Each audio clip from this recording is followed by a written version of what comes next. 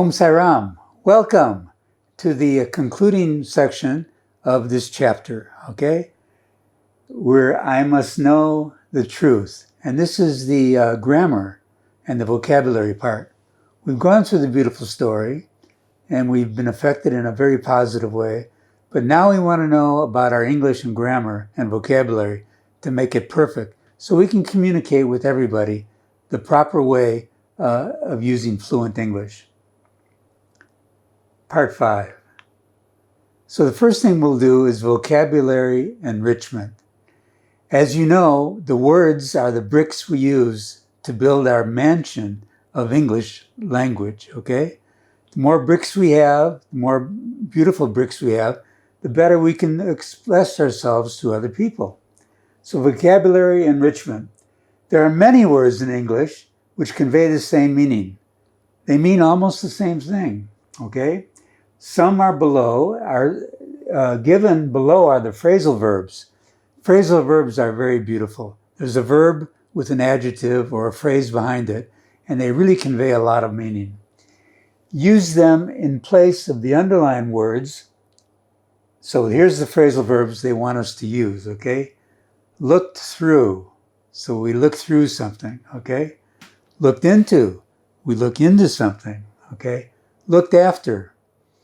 Well, we looked after somebody. We try to take care of somebody. Looked at. We looked at a sunset. We looked at our daughter. We looked at something. Or we looked for. So we're searching for something. We're looking for something. These are phrasal verbs that are used a lot in English, and they like us to be more familiar with these, okay? So they've given us a sentence. The dancer glanced at her grandmother and smiled, okay? So instead of using glance, which is just a little look, let's use the word looked at, okay? We have the word looked at right here. Looked at. Okay, so we'll put the dancer looked at her grandmother and smiled. A nice way to put it. Sunita searched for her daughter in the car park, but could not find her. So rather than searched for, let's use the phrasal verb looked for, okay? So she really looked, all right? She's searching, but she's looking with her eyes. It's more expressive.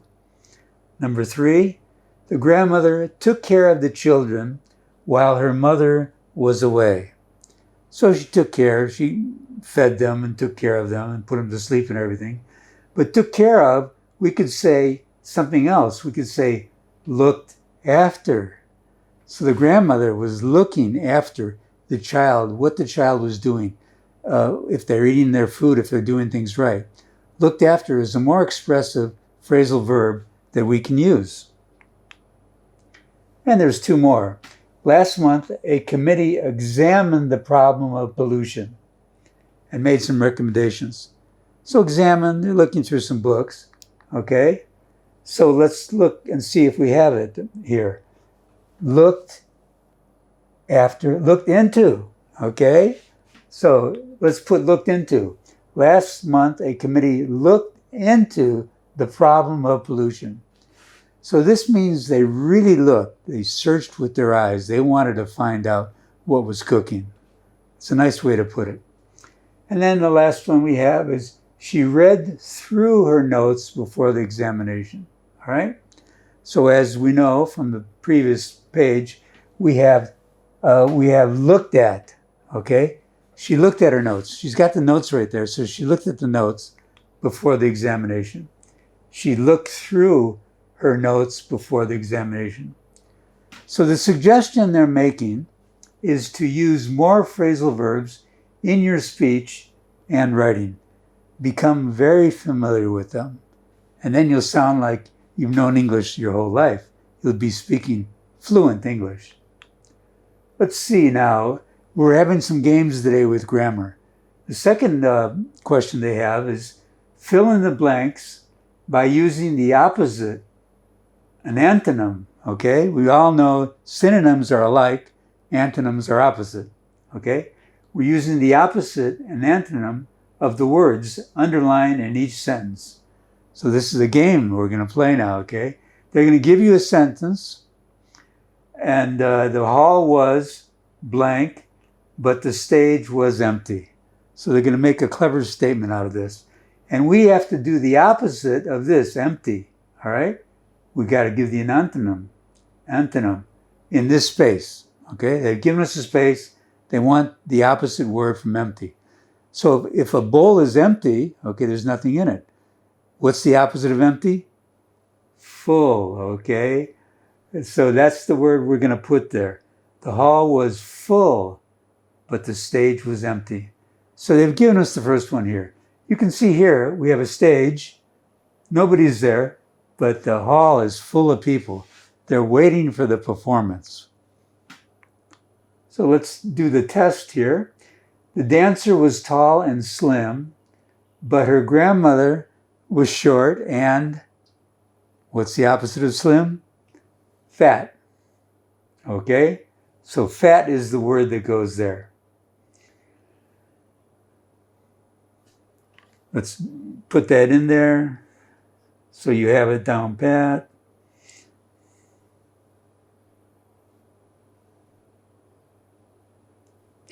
So let's put the word was short and fat. Okay? So words can be, okay, one word, but words can also soothe, all right? Soothe means nice, it makes you feel good. But if it's not soothing, okay, it can be hurtful. So let's put the word, words can be hurtful.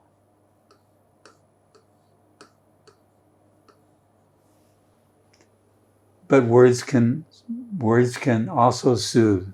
So we'd like to say soothing words. The candidates forgot to bring their pens, but what's the opposite of forgot? Remembered.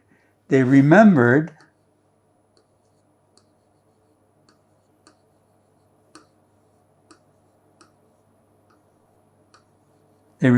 to bring their identity cards. So they got into the test, but they had no pen.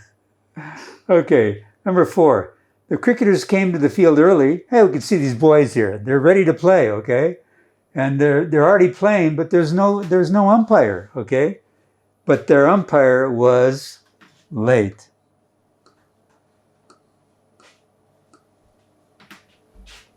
Okay? And we need an umpire to call the balls, and you know how cricket is played. Okay? Let's go to the next page. There was nothing in the house. Nothing was in the house. One more they've given us here. Something had been taken away by the thieves. Well, everything was taken away by the thieves, right? So we have everything.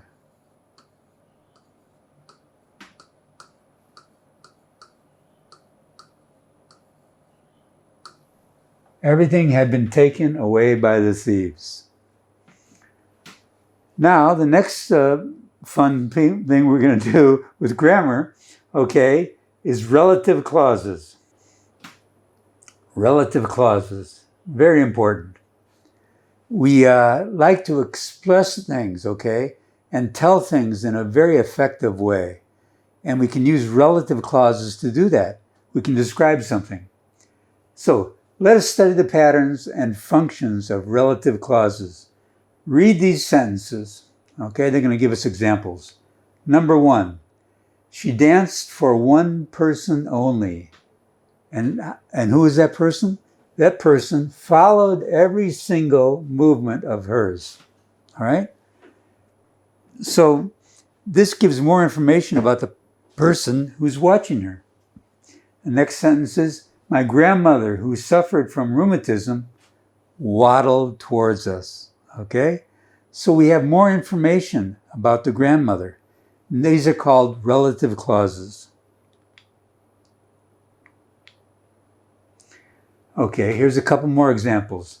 My sister gave a small laugh, which sounded more like a sob. So the relative clause is explaining about the laugh, okay, what it was about. Another sentence is, I couldn't struggle out of the fog that enveloped me. All right? Something more about the fog.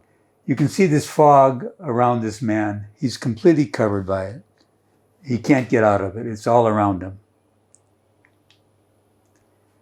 So let's look at the pattern of relative clauses. Nothing to be afraid of here. It's just a way to describe something in an effective way. In the sentences given above, parts which begin with linkers like who, when you're talking about people, which and that when you're talking about things. These are called relative clauses as they are related to their antecedent. They're related to something earlier in the sentence, okay? Antecedent. Antecedent means before. Before in the main clauses. In the first two sentences, who refers back to person and grandmother. Remember, there was a person who was watching, okay? And there was a grandmother who was waddling, okay? So the clauses refer back to the subject. Okay, these two words are the antecedents. Long word, it just means before. In the second set, which and that refer back to laugh and fog. You remember we had, she was laughing, but she was actually crying at the same time. And fog, he was enveloped by the fog. Descriptive relative clauses describing what was cooking. The function of relative clauses, very important. They want you to know what the function is. They provide information which makes the meaning clear and precise. That's what we want to do in fluent English. Make it crystal clear and precise so there's no room for wavering. We want people to know what we're trying to transmit to them. In the first sentence, for example, she danced for one person only. This was her mother, who followed every single movement of hers, okay? She was glued onto her, okay? She was watching every single step. The relative clause, who watched every movement, provides a wealth of information about the person. It makes it a very interesting story.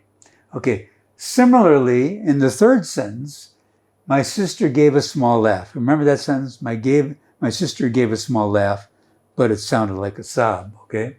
Which sounded more like a sob is the relative clause, which sounded like a sob, relative clause, okay? Further clarifies the meaning of laugh vividly. You can see some people laugh, but they're really crying. They're laughing in a crying way. And that's the way the sister was laughing. And she wanted you to know that. So she used the relative clause, and you get the idea. Okay, so it clarifies the meaning of laugh vividly. The linker who is used for people, okay?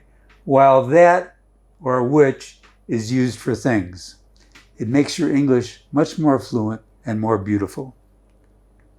So they'll give us some examples. They introduce economy and clarity in speech and writing. That's what we want. Fluent English in a nice flow. All right? For example, here's two sentences. I couldn't struggle out of the fog, full stop. The fog enveloped me, full stop. These two sentences are grammatically correct, but they sound clumsy. It's not a nice flow. Relative clauses join the sentences together, and the result is a neat, concise statement. And that's what we want to do in English. Have neat, concise, fluid statements. I couldn't struggle out of the fog that enveloped me. Much better than two separate sentences. Sometimes the use of who, which, that as linkers becomes optional when the linkers are the object of the clause. Sometimes you don't need to use the linkers, okay? It depends on the sentence construction. This is the dress that Ardna wore at the concert, okay? But you could say, this is the dress Ardna wore at the concert, okay? we don't have to put that in there. Not necessary. It sounds a little easier. This is the dress that Ardna wore. She's talking about the dress at the concert. We can just say, this is the dress Ardna wore at the concert. It flows easier. So sometimes we don't have to use the who or that or which. It depends on the sentence. Now, here we have a beautiful gold necklace. Why is that here? Well, it's here because we have some nice fun activities, okay? Now, we know a lot about relative clauses. We've been talking about relative clauses for a few minutes. Let's use them in sentences. Now, let's do a practical application, okay? Let's put the rubber to the road. All right, 1, complete these sentences using who, which, that, wherever necessary. So you may not have to use them all the time, but wherever they're necessary, we'd like you to use them. So let's look at an example. 1, English is a language, blank, is spoken all over the world. Boy, that's for sure. Everybody knows a few words of English. 2 billion people are speaking English, and the rest are all studying. It's a common language for the whole world. If we can speak in English fluently, we can communicate with everybody. And that's what we want to do. Communicate beautiful, loving statements to everyone. So let's see which word fits in there. Which, that, or who. English is a language. Now, English is not a who, okay? It's something, all right? So we'll use that, or we'll use which, all right? English is a language which is spoken all over the world. Sounds good, right? That's the correct answer. Which.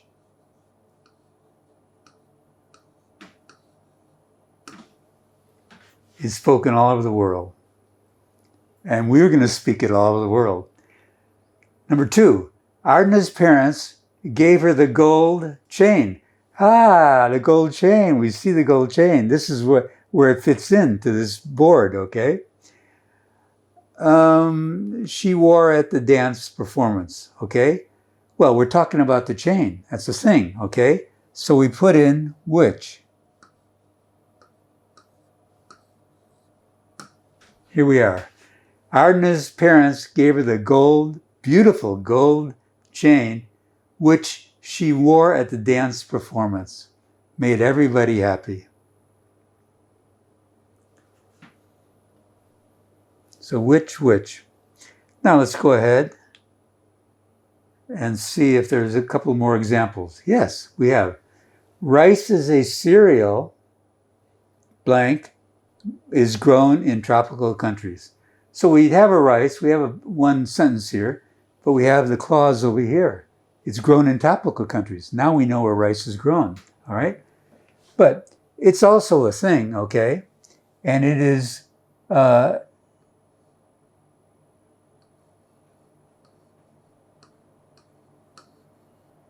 which. Rice is a cereal which is grown in tropical countries. It's not wheat, it's rice. Let's see what else we have. 4, now we have another sentence. I like young people. Good sentence, okay? Read a lot, all right? So what's the linker here? What's the word we use to connect this relative clause? We're talking about people, talking about young people that read a lot, okay? Who? Because we're talking about people. People are persons. I like young people who read a lot. They're very clever. They're up on the times. They know what's going on. Now let's see if we have another one. 5, have you tasted the sweets I made yesterday? So we need a linker there. It doesn't flow smoothly. We have to put something in there. Have you tasted the sweets? Because we're talking about sweets or things, that's which or that. And that fits in beautifully here. That I made yesterday. Fresh sweets. Everybody loves fresh sweets. Do we have any more? Ooh, one more. The bridge was built last year, has developed cracks. Uh-oh, Maybe the concrete wasn't good, something was wrong. But the bridge, they're talking about the bridge, and then we're showing that it was built a year ago, okay? So we have to put in a linker. So because it's a thing, we use which or that. So let's put in which. And see how it sounds. The bridge, which was built last year, has developed cracks. Sounds beautiful. We know all about the bridge. We know about the cracks. We know when the cracks took place. All in one neat little sentence. Nice and concise and smooth. Fluent English. Okay, let's go on and see what else they've got for us. Join the following sentences using relative clause. Make changes wherever necessary. Now they're giving us some leeway here, okay? Example, they give us an example. I bought a scooter last week. Week is misspelled, okay? We're going to spell it right. These things happen once in a while.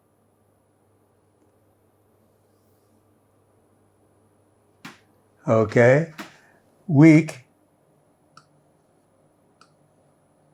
is W-E-E-K, okay? I bought a scooter last week. Have you seen it? Okay. So, have you seen the scooter which I bought last week? That's putting it together with the relative clause, okay?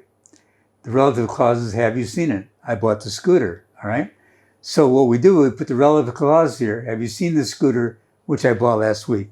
So we lump these two sentences into one sentence, all right? And it sounds good. Have you seen the scooter which I bought last week? So let's see, they're going to give us some examples here.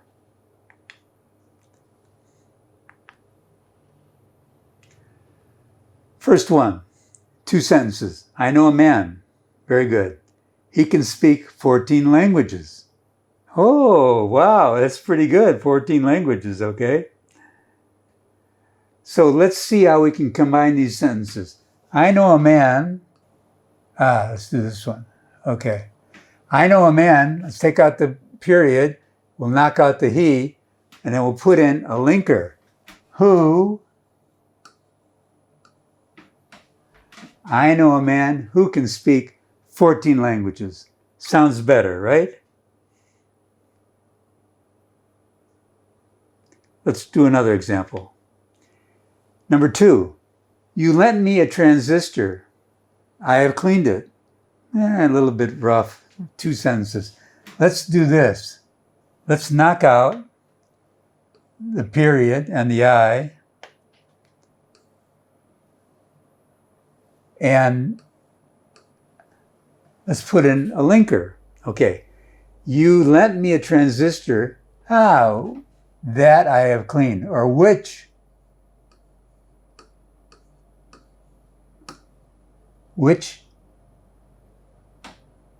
I have cleaned. Sounds better, huh? So we had two corrections to make.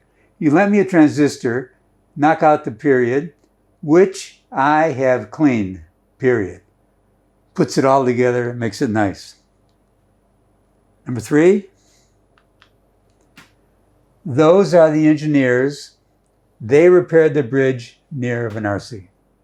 All right. So, 2 sentences, let's put them together. Make it nice and fluent. Those are the engineers who repaired the bridge near Varanasi. Nice and simple, huh? Easy done. Those are the engineers who repaired the bridge near Varanasi. 4, I was waiting for an electrician.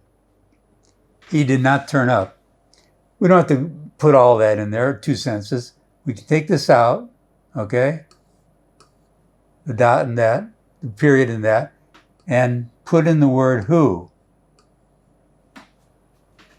Very simple. I was waiting for an electrician who did not turn up. Conveys the message in one little sentence. 5, was it your mother She started a dispensary in this village, okay? It doesn't have a smooth flow, all right? So what we want to do is, let's take this thing out and put out the she, okay? Was it your mother who started a dispensary in this village? And now we'll put the question mark over here. Okay? We took the question mark from here and put it over there. Was it your mother who started a dispensary in the village? Nice sounding sentence. Okay, let's go to another fun part, okay? Complete the passage by selecting suitable clauses given in the box below. Now we're playing a game.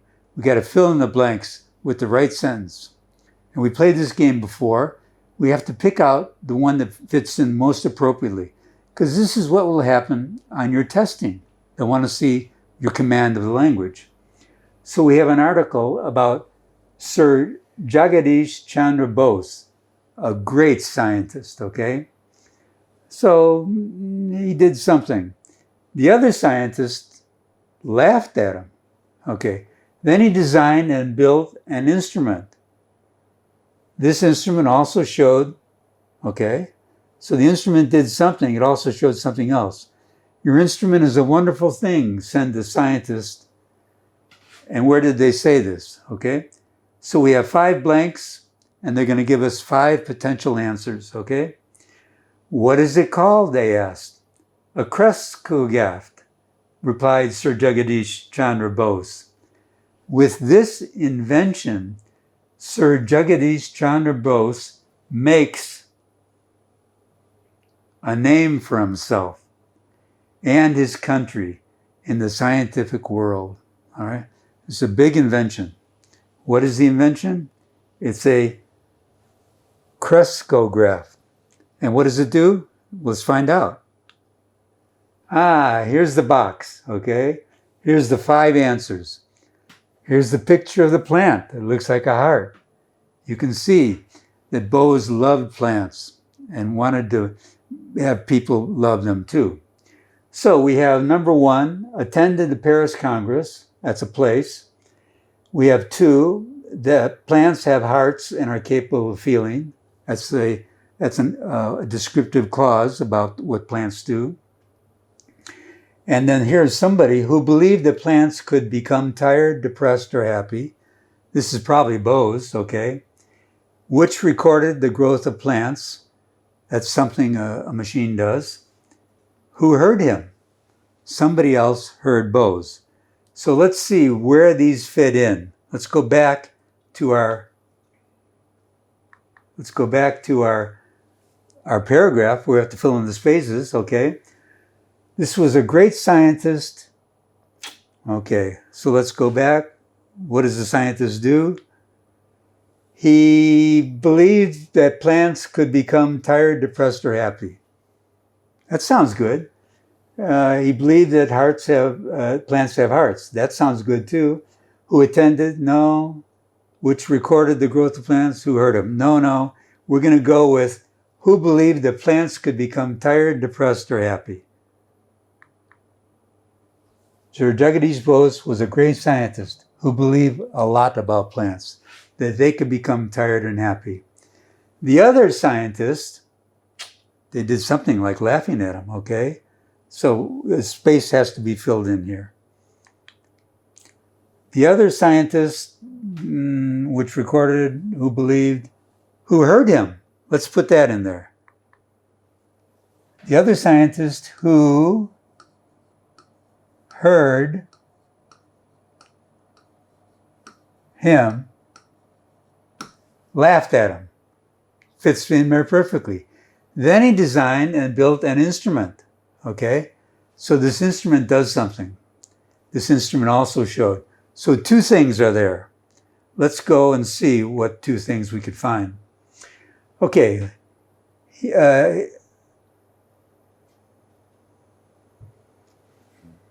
We have who believed plants could become tired, depressed, or happy. okay, which recorded the growth of plants. Let's go back. He designed a machine, an instrument, which recorded the growth of plants, which recorded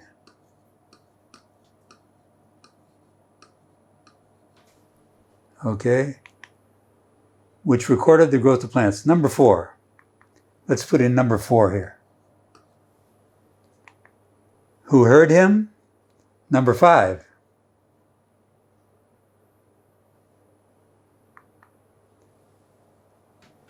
Who heard him?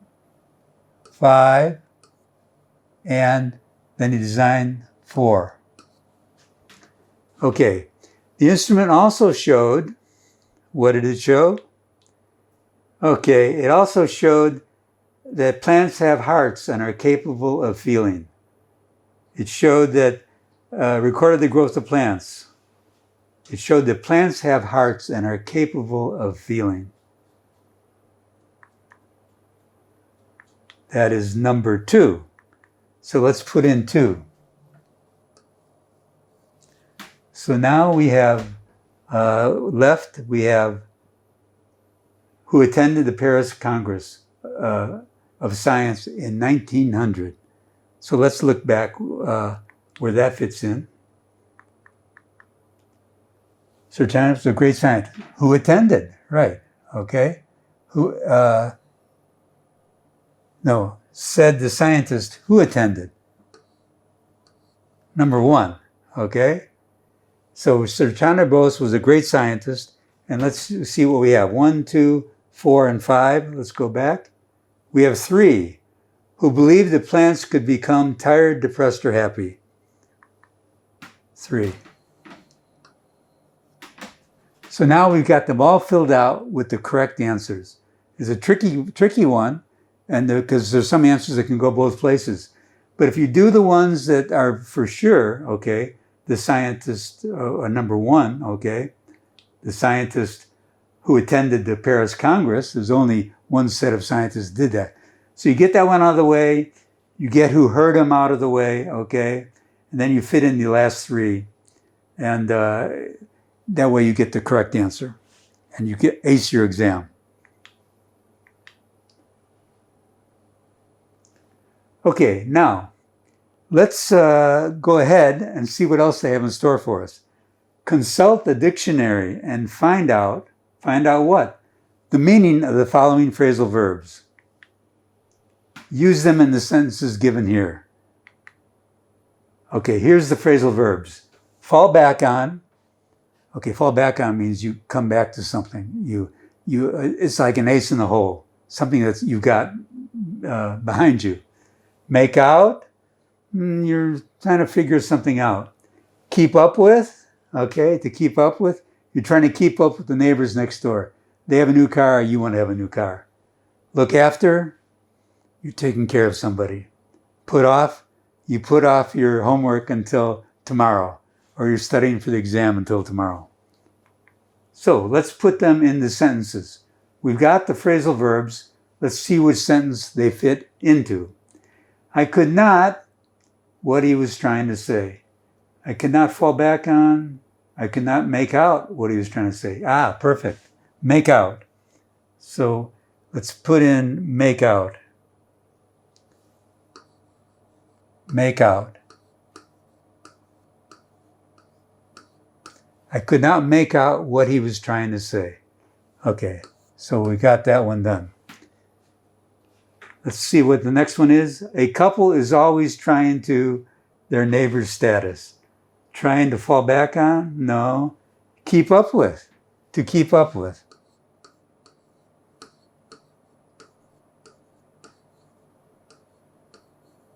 Up with their neighbor's status. Yeah, if somebody gets a new car, you want to get a new car. Okay, number 3. He was by his boss' rudeness. So something wasn't nice. The boss was very short, very rude to him. Okay, so we have, this one's gone. We have fall back, look after, put off. Put off, he was put off. You put somebody off, you don't make them happy. He wasn't happy with his boss. He was put off by his boss's rudeness. Let's go ahead. Number 4. If one has some savings, one can them in times of need. So we have fall back on, look after. Fall back on is the correct one. If one has some savings, one can fall back on them in times of need. That's saving for a rainy day. And let's see, one more is there. Children are expected to,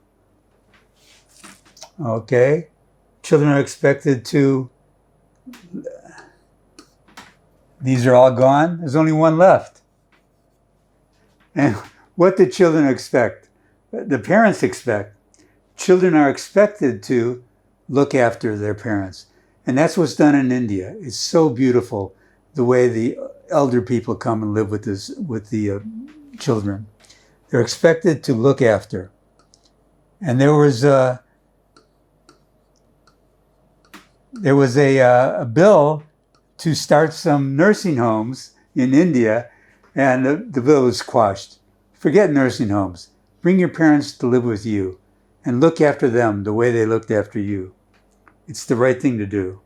Now we're coming to a new section called Let's Write, all right? Because now that we can speak English, and we can read English, we can talk English, we have to write English. So let's write. The earlier unit on editing your own writing familiarized you with what it means to edit your own writing. We have to edit other people's writing, but we have to edit our own also. You have also learned why editing is important, so it comes fluent, that people can communicate. You have to edit your work. Now you will learn how to edit your own writing.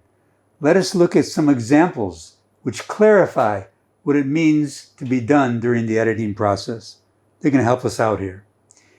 In the exercise given below, only one type of error is noticed, okay? That is the mistake of the subject-verb agreement.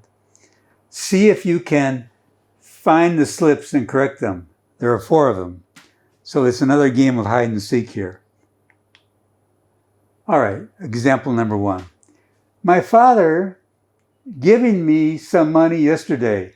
He always gave some money wherever he is in a happy mood. But the trouble are, his happy mood does not last very long. I is waiting for his next happy mood now. 4 mistakes are there, okay?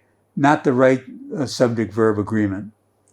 The words you should use are gave, gives, is, and am in that order, instead of giving, gave, are, and is.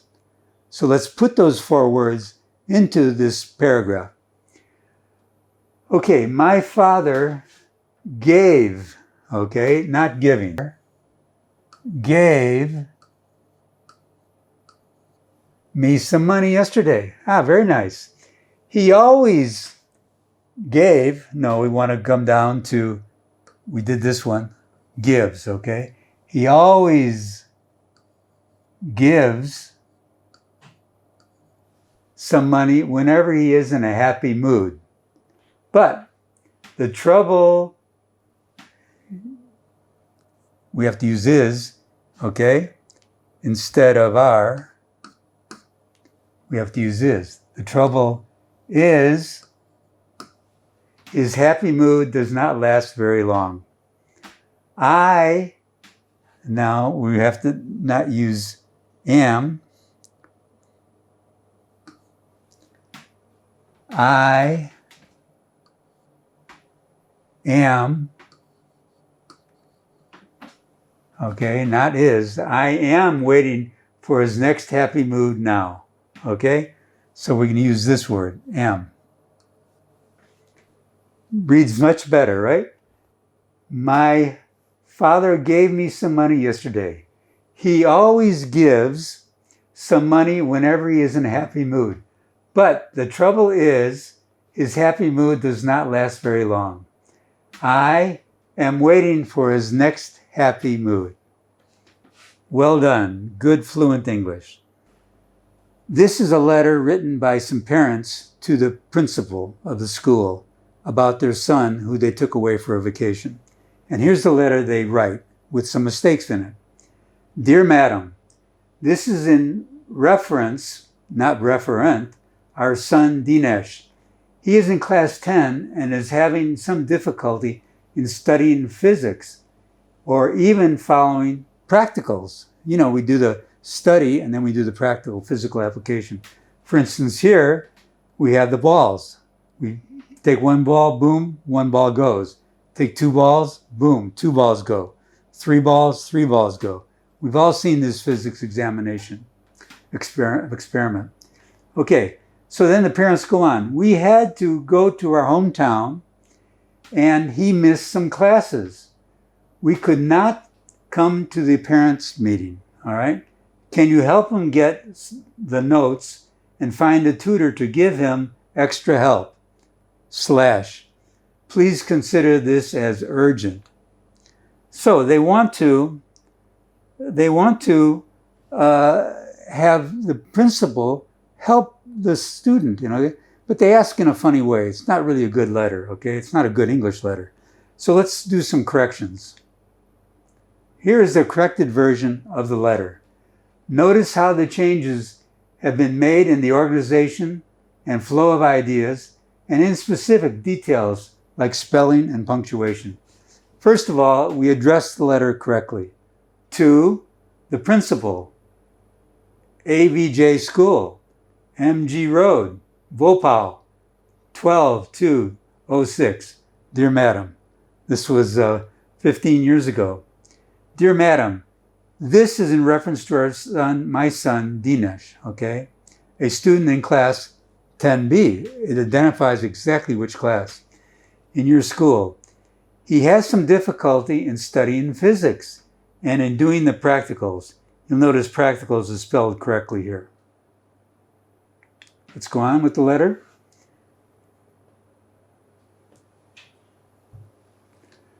We had to go to our hometown for a fortnight, 2 weeks. So he tells them how long they were gone. And he missed his classes during that period. Gave a good reason. My wife and I were also not able to attend the parents-teachers meeting and therefore could not meet the physics teacher. So they give a proper background of what really transpired, okay? Could you please request the physics teacher to give Dinesh some extra guidance? This is the correct way to do it. Looking forward to a favorable consideration of my request. With regards, yours sincerely, M.M. Mathur. Okay, and it gives the address. A well-written letter, all right? And that's what we want to do. Fluent, well-written English letters. Now we come to the final part, intent questions, okay? We have some bees here, and they're learning how to fly and how to get home. The following passage on bees and their ways of identifying their location contains some errors. Find those errors and edit this passage. This is our homework today. Okay, what guides the bee or the wasp when it flies home? When young bees fly out the first time, it makes short flights. This is what they're starting and they want us to correct. So let's go to the next page. The bees fly a yard or two, circle around, and then fly one. It doesn't make sense. At last they know all the landmarks around the hive. Each flight is longer than before. These flights are not to test their wings, but to get to know the country. So that's what these bees do. They go out a little bit, they come back. They go out a little bit, come back. Each flight is a little bit longer. They find their way home because they have flew over the country and seen it. They know their geography. So let's put them in the right order, okay? And then it'll make more sense. And then these bees, okay, they've flown back to this nice plant, and then they fly back. And they fly a little bit past it, and then they fly back. You can see how happy they are with this plant and with knowing how to get home. Here's the corrected version. What guides the wasp or the bee when it flies home? How do they know where their beehive is? When young bees fly out for the first time, they make short flights. We know they make short flights and then they make longer ones. These flights are not to test their wings, but to get to know the country. They want to know the landscape. The bees fly a yard or two, just a meter or so, circle around and then fly. They fly on, they fly back. Each flight is longer than the one before. Every time they go out, they go a little bit longer. At last, they know all the landmarks. They know the plants, they know the rocks, they know the trees. Around the hive, they find their way home because they have flown over the country and seen it. They know its geography. They're smart bees. They know where every little nook and corner is. So this is the corrected version. So we've gone through some nice grammar, nice vocabulary, nice sequencing, all right? And beautiful use of relative clauses. We now know how to write correctly and to convey our ideas in a loving, peaceful, sweet manner. So this wraps up this chapter 16, and we'll go ahead to chapter 17. We'll see all you fluent English speaking students at the next chapter. Om Sai Ram.